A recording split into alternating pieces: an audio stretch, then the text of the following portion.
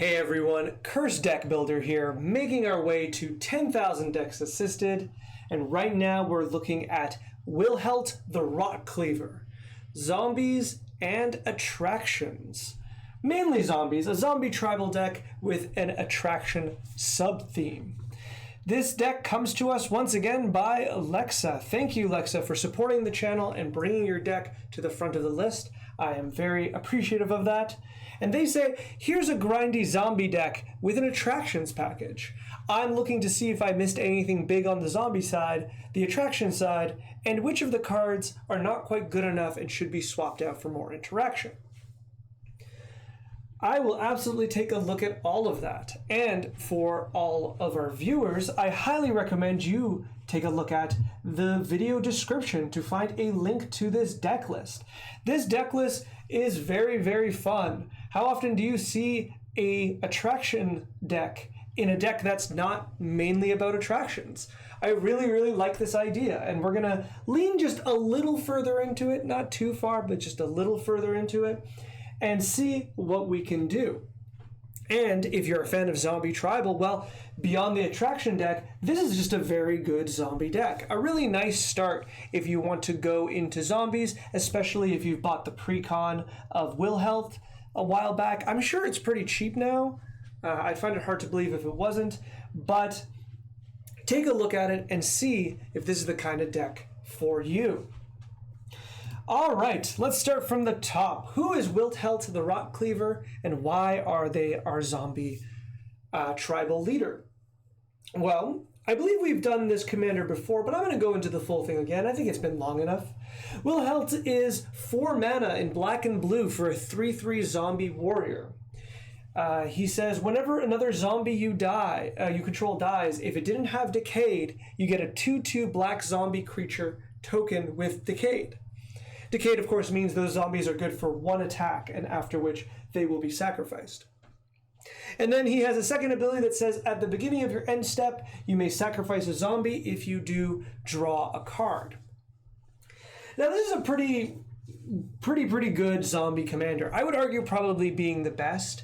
He feels like he comes from that era where Wizards was really keen on printing 4 mana, 2-color commanders that did, a certain direction well, but also had a draw trigger stapled onto them. And that's almost always a recipe for success.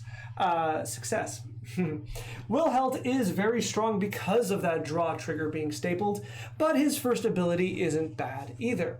It gives you a lot of bodies. If you want to go aristocrats, it gives you an option. If you want to go into a straight up zombie horde, well, it gives you an option for that too. And like I said, the draw at the end step is just generically good. So let's take a look at the deck itself. And in fact, before we go any further, let's talk about what an attraction deck is and how we get those attractions out. We have 2 cards right now in the deck that open attractions. Lifetime Pass Holder, which is a zombie guest that when he dies, you open an attraction. And that if you ever roll a 6 on attractions, you can return him from the graveyard to your hand, to the battlefield, in order to let him die again. And down here we have DK, Finder of the Lost, who's another zombie who, when she enters the battlefield, you open an attraction. Then we also have Night Shift of the Living Dead, but that doesn't open its own attractions, it just works with attractions, so a little bit on the side. Now, I don't think I missed any. I scrolled through a few times looking for anything else that opens attractions, and then I looked through a list of things that do open attractions, and this is it. So let's talk about what an attraction deck is. So an attraction deck is like a sideboard. You've got 10, you take as many as you want. I think there is a minimum of 10. I'd have to look that up again, but I think this is why there's 10 cards here. You shuffle them up, and whenever you use a card that says open an attraction, you put this card into play. It is an artifact, so it can be interacted with by your opponent, so it's not like an emblem, which is a little too bad, but it's not perfect. And then let's take concession stand and make it a little bigger. You'll notice on the side here, there's a bunch of lights, and 2 of them are lit up. And what this means is at the start of each of your turn, you're going to roll a d6. And whatever the result is, if it matches the lit up lights on any of your attractions, you will visit, quote unquote, that attraction and do its triggered ability. Now, for you to know, every time the number 6 is always lit, as it is a critical, and the number 1 is never lit, as it is a critical fail. The rest of them have usually 1 or 2 other things lit, but generally you want to roll a 6. So a lot of these cards just have like kind of generally good triggered abilities. None of them are, can't just go down. None of them are completely game breaking.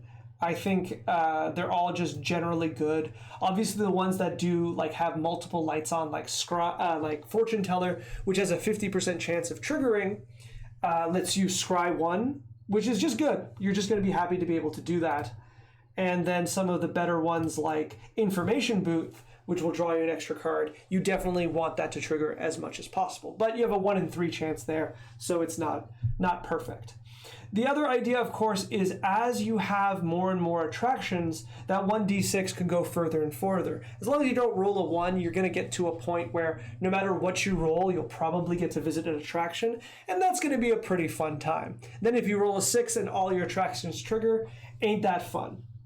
This is a nice, silly little thing that we can put in the deck that doesn't make the deck bad. I don't think it's going to increase the power level dramatically, but it is really fun and cool, and I do really like the vibe of that. So I like this idea. I would suggest for other decks that people might make that feel just kind of generic and you have a few slots that you can put something cool in, attraction decks could be the solution to that.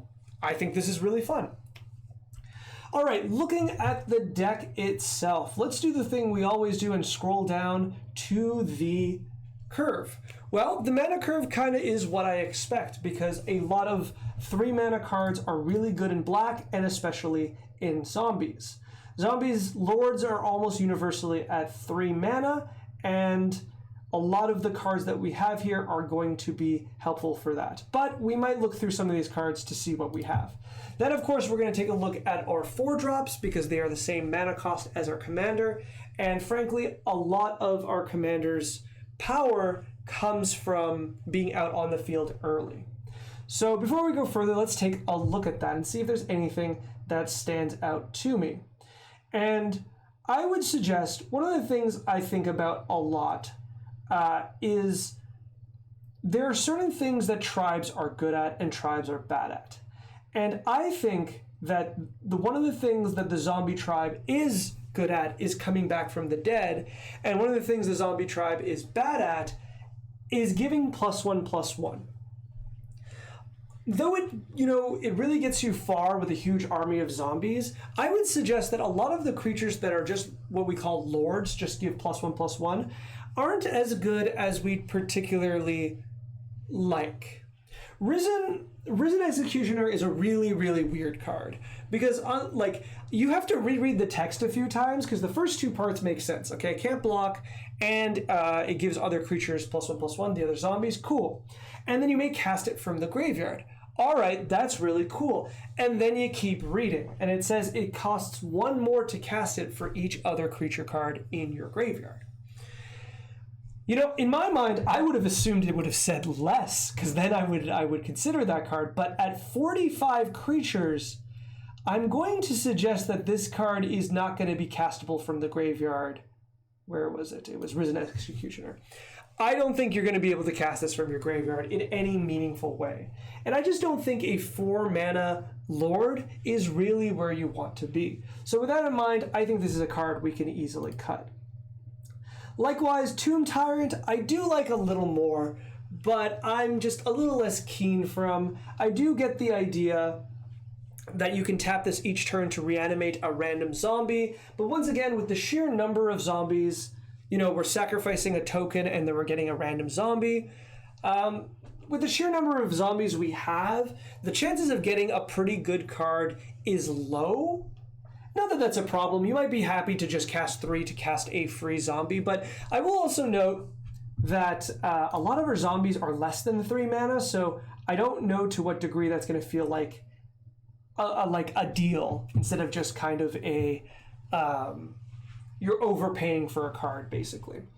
And whereas some of our best zombies, hint, hint, Gravecrawler, will come back to this card, already have the ability to come back from the dead, and so this feels a little unnecessary.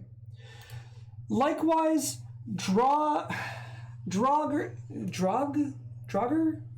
Necromancer also is kind of a weird card. It is a zombie, and it does make it that their creatures get exiled when they die, which can be good against a lot of strategies. But at 4 mana, it's kind of a lot, and the ability, like, I'm assuming you have only Snow Swamps. Let's see, yeah, Snow Swamps and Snow Islands kind of make up for the fact to cast this, but I don't know. I don't know how often you're going to want to cast those creatures when you already have a lot of things to be casting from your side. Like, what creatures are we casting, right, that our opponents have? We're not casting their elves. We're not casting their, like, blink. We might cast their aristocrats things, because those can be very beneficial to us, so there's that. And this card is very good against aristocrat strategies, so I do respect that. But if they're in another tribe, if they're playing just generic creatures, there's not really going to be a lot you're happy to reanimate. The idea with this card is it lets you get ahead on value in exchange for mana, and mana is something this deck kind of has a hard time producing. So to me, this kind of stands out as not being ideal. Tormod is a card I really, really like, especially with Gravecrawler. Like I said, we'll get back to them. So I like this here, and I'm willing to keep it. Just make sure you constantly have a way to reanimate one of your zombies throughout the entire game. Hint, hint, is part of the cards I will be introducing to help this happen. But I do like Tormod, so I have no problem here. And I think the rest are fine, so just a few cuts there with Draugr Necromancer, Risen Executioner, and maybe Tomb Tyrant, and I think you'll be pretty happy there. Now, before we look at the rest of the creatures for things that I might not like as much, I will note again that we are very, very low on lands. If we go back down to our 4 drops, we can see we've got a 53% chance to playing these on curve. That's too low. 50% chance to hit 4 lands is not very good. Wilhelt is really, really strong in our deck and is one of our primary draw engines. And I would highly, highly recommend absolutely going up to like 37, maybe 36, maybe 38 lands to make up for this fact. This means we can cut some of our mana cards such as Mind Stone for it, but either way, I'd like you to find a few slots if you can, because it is particularly important to get those lands out.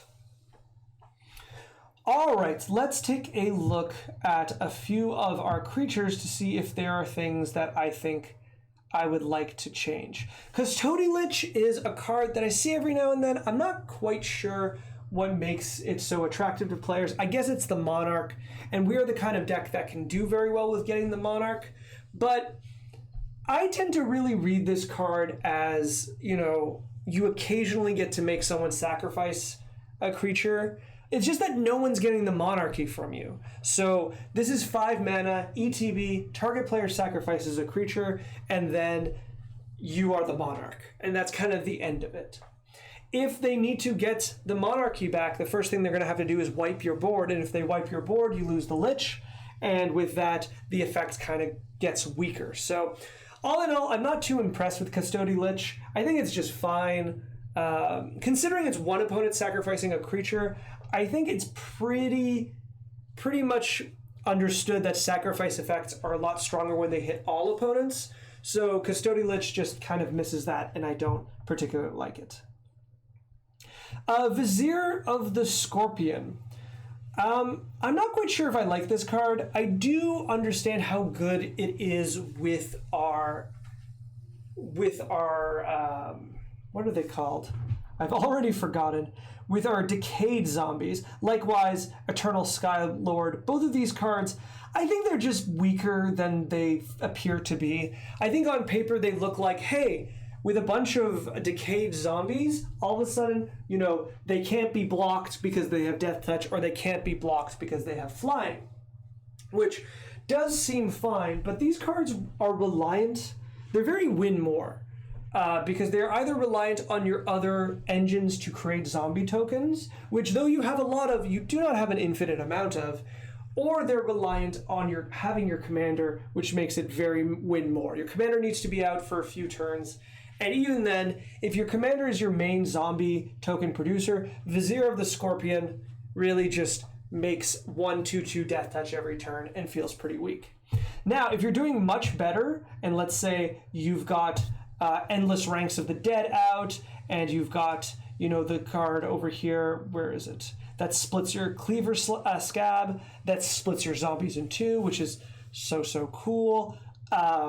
If you have all these cards out, and then you look and you're like, oh yeah, all of a sudden I can give them all Death Touch, well, that's literally the definition of win more, because if you are, you know, almost doubling the amount of tokens, I guess it's not, it's like going up 50% of your zombies every turn, you're winning the game, right? And if you're winning the game that way, you don't need to give them Death Touch. It's not going to make a big difference. I do like Skylord a little more because it gives a bigger token, but also its ability to get that attack in is a lot more meaningful, because Death Touch will just eventually trade, whereas flying will actually defeat a player, is nicer. But even then, they're both just kind of unimpressive, and I would like to cut them if I can. Stitched Assistant also feels just a bit too weak. The exploit ability is cool, the scry and draw is cool, but I do wish this creature was just 1 less mana. It just feels a little weaker compared to everything else, so if I had the means, I would toss this as well. Let's see. The rest of this looks very, very good. I'm generally happy with it. I don't think I have a lot of suggestions here. Yeah, I think this is pretty nice. I have no problems with the rest of the creatures. Army of the Damned feels strange. This is a fun card, but it's also 2023, and 8 mana cards that don't win you the game are kind of hard to suggest, even in their respective tribe. Like, it's just so much work to get this card out for your board to be wiped, right? And yeah, it has flashback, so you can do it twice, but even then, I don't think this is really the card. It's flavorfully really, really fun. I do really like the card, but it is just not strong enough when you don't have the means. Like, if you could give it Convoke, this would be really good. If you could cheap this into play somehow, it would be very good. But here we have to pay the full 8 mana in black. That's just too much. It's just not going to happen, and I think this card is just going to rot in your hand quite often. If you could put it in the graveyard, I think it might be a little easier, because at least then it's not in your hand, but I still don't think that's good enough. I think that's generally it for the main cuts. You might have to do more cuts in order to get the cards I'm going to suggest, because let's see, how many cards am I suggesting? Oh, excuse me. That's my phone letting me know that it's almost lunchtime. So I'm thinking that I'm going to suggest quite a few cards. So you might have to do further cuts, and I don't want to go through all of them. Let's see, which one's here? Gleaming Overseer, Hexproof, and Menace. I like the combination, but I don't think you will need to give your creatures Hexproof, so I could probably cut this one as well. All right, I don't know what else, like, in order to do further cuts, I might have to be a lot more strict. So I'd be more interested to give you the cards that I think should belong in here. You pick the ones you want, and after that, if we need more cuts, we can do another draft. But generally, those are the cards that stick out to me as being weaker in the strategy that we're doing. I think if we really wanted to, we could be a little harder on the Lilianas and cut, like, I like all of them, though. I think Death's Majesty is the closest to be cut, but I mean, I don't want to do that. She's really, really on theme. Getting a token milling 2 is really good. Reanimating is really, really good. I do really want to keep them, so it is a bit tricky. You might just have to start picking, Shambling Ghast style cards that are just kind of value plays. You might have to start cutting the Death Barons, type cards where they just give really +1/+1 and it isn't particularly good, depending on what you want to add in. Obviously, we have to cut the anime girl, Zombie Lord. It's just the law. I wish I could tell you, you didn't have to do it, but you have to do it. It's the law. All right, let's look at the additions I would like to put in. Well, first of all, I want to put in 2 extra attraction cards. Command the Performance is 2 mana, and the 2 modes you're going to use are the first 2, right? You're going to open an attraction, and then you're going to roll to visit your attractions. That's it. It's nice and simple. It's not the best first attraction opener because you're only going to roll for 1 attraction, and this is better when you already have an attraction, but otherwise it's fine. It's just another card to let you play your attraction abilities, and I think you're going to be pretty happy to include it. But if you want the better version, which I think this one is better, Step Right Up is just a lot more direct, and for 4 mana you open 2 attractions. I think this is just much, much better. I don't understand how this is a black card, I will say. Unfinity is kind of a weird set. I wasn't really interested in it. Maybe it was the stickers. Maybe it was the stickers, but the flavor of it was kind of strange. Whereas I found the other unsets really kept to the flavor of Magic. I just don't understand how this is a black card. So it just feels like this is just a gameplay set and not really a set, that's about Magic. So I was less interested in it, but it is in our colors and it does open 2 attractions, so you'd be pretty happy to cast it. It is 4 mana, which is the same mana as our commander, and we talk about that a lot, but I mean, it's part of the fun of the deck, so, I think you play it anyways. All right, let's get into the zombie suggestions. So, one I would like for sure is Buried Alive, which is going to go to our segue, which I will also say Unmarked Grave is there, and you could also say Entomb would be here as well. But the reason I'm talking about this is for our dear friend Gravecrawler, and she's never looked better. So, Gravecrawler is the reason to be playing Zombie Tribal in Commander. And I would argue practically anywhere else. If you're playing Zombie Tribal, this is the card you're playing for. I want you to just imagine this card existed in other strategies. If like elves could have a easily reanimatable elf that they could pump or tap for mana. If merfolk could keep bringing a merfolk back and give it Island Walk. You would see why that's a very, very powerful card. But black and zombies have even more synergy with that ability because of sacrifice, obviously with our commander, but death triggers, attacks, dying triggers, sacrifice, all of these things work so well with Gravecrawler. And honestly, this is just the card. Like, if this could be the commander, you would be pretty happy, I would argue. And in fact, if they ever make a zombie that's like this and is a legendary creature, I would argue it would probably be the best zombie commander available. So, why am I talking about this? Well, if this is the strongest card in your deck, we should definitely be playing cards that tutor for it in a reasonable way, right? Buried Alive is really, really strong because you get to pick 3 of the best zombies that go into your graveyard and put them right in there. Unmarked Grave, likewise, is incredibly strong at just putting Gravecrawler in.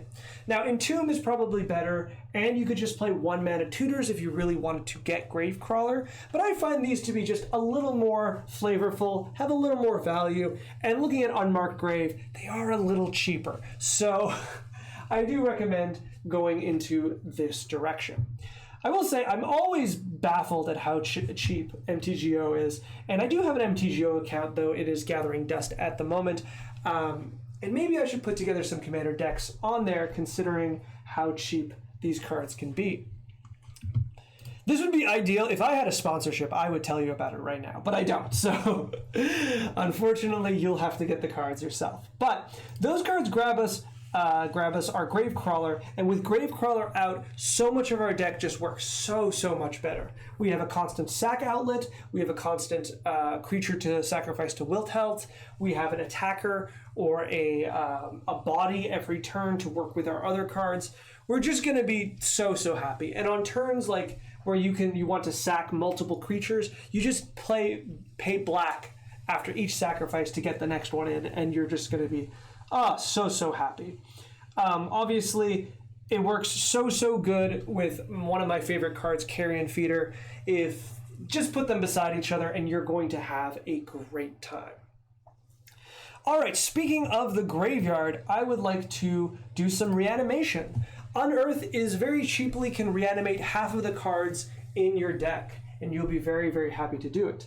If you're willing to get rid of the budget, reanimate is obviously better, and it'll hit all your creatures, but I think Unearth is pretty good to begin with, mainly because it does hit both of our attraction creatures. Where is DK? There she is, who is also at 3 mana, so it's another way just to get another attraction out. Likewise, Victimize is a 3 mana spell that will reanimate 2 of your creatures by sacrificing one of them. And I wonder if you had a creature to sacrifice that you'd be pretty happy to constantly sacrifice. I wonder what that would be. That you could use this card really well to get back much bigger or much more effective creatures, and then maybe get back that sacrifice target. Oh well, too bad such a creature doesn't exist. Oh wait, it does exist, and it's Relentless Dead. Relentless Dead is a card that I'm honestly usually pretty hard on, but if you are using cards such as, if you're using such as Lifetime Pass Holder and DK, where you want to reanimate specific ETB zombies, which is something Zombies doesn't always have, then Relentless Dead gets a lot better. It has a kind of restrictive cost in paper, but and I will say I'm just okay with it. I don't love it, but it is a cool creature as a one of in 60 card formats, and obviously as a slot in Commander. So I think it is definitely a card that can be played here for redundancy and power.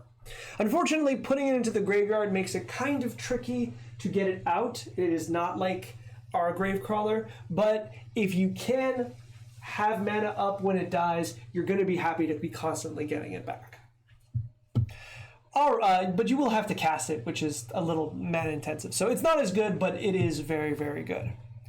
Let's look at 2 more reanimation. The rest of the cards, the last 3 cards are reanimation spells, but these first 2 are the same, Feign Death and Not Dead After All. Once again, these are cards that are just black, strong reanimation, 1 mana reanimation spells, and you'll be really happy to cast this on DK, let her die, and get another attraction out, or protect your commander with this. There's just so many different ways to use these cards that I would play at least Not Dead After All, which I think is now the de facto strongest one in the format, and Feign Death is probably close second. So once I would play at least Not Dead After All, if only for its amazing name, and then after which you'll decide if you want to play Feign Death. Another one that I was recently reminded of, and with enough creatures you're going to be very happy, Oversold Cemetery is just so good. It is a 2 mana draw card from your graveyard as long as you have 4 creatures. And let me tell you something, you're gonna have 4 or more zombies in your graveyard, so this is gonna trigger almost all of the time. And you're gonna be very happy with the results. And that's not even including the fact that this card just got reprinted, and look at that art and flavor text. It's so good. So absolutely going to suggest playing that card. And I think that's where I'm gonna wrap it up. We're almost at half an hour, and I think I would like to close this off before 45 minutes. For once, I'd say. But I do think this deck is in a really good position. To sum up my ideas, I think there's just a few cards that need to be cleaned up. I think you should lean more into your ability to reanimate your zombies and give a little more power to the strongest card in your deck, Gravecrawler. Once you do that, I think you'll be pretty happy, and having 2 more attraction cards, basically doubling them, might make it so you'll just have more attraction cards in your attraction deck happening. As for the attraction deck itself, all of the cards in there I thought were pretty good. It's very clear you picked the best ones. There's just not a lot of variety in them. The whole idea is that you play many of them because most of them are pretty weak, but as a collection, they're very, very good. And unfortunately, it just happens to be that all the really good ones have the little acorn symbol, and we cannot play them in Commander. What you could do, and this doesn't work on MTGO, unfortunately, but in real life, you could make a secondary attraction deck that has some of the acorn cards, and you can ask, your play group, hey, I also have these acorn attractions. If you are okay with it, we can shuffle them in and play with them as well, and if not, we'll just keep them out. And that'll give you a chance to play with more attractions that are a little more wonky and fun. Otherwise, I think the deck is in a really good place, and you're going to see a lot of success with it. It has a very good commander and a very good kind of creature base as it is, and with a few improvements, it's going to get a lot better. I didn't talk too much about removal and card draw because I felt like that's secondary to what the deck is trying to do right now. It is the aggressive deck. It does want to be the one that is, imposing, asking other people to remove creatures. So those abilities are a little secondary, especially considering we have both creature creation and card draw on our commander. Should we get to a next draft where you have played the deck enough to see what might need to be changed, we can revisit our deck and be more specific on a few cards here and there. And if you'd like to send me that new draft, or anyone wants to send me a draft of any deck, there is a link in the video description below to a form you can fill out so that I can make a video on your deck. And if you would like to be like Lexa and support the channel to bring your deck to the next one in the queue, so I'll make a video of it right away, you can do so. Find that link in the video description as well. And as always, if you want to like, comment, subscribe, do the whole YouTube thing, I would be very, very grateful. We've just hit 200 subscribers. That's so exciting. And the channel continues to grow at a steady rate, and I am very, very grateful for it. All right, I love Wilhelt. I love zombies. You know how I feel about black. This deck is really fun, and I love the attraction mix in it. So I'm excited to see where it goes, and I wish you luck working on the next draft.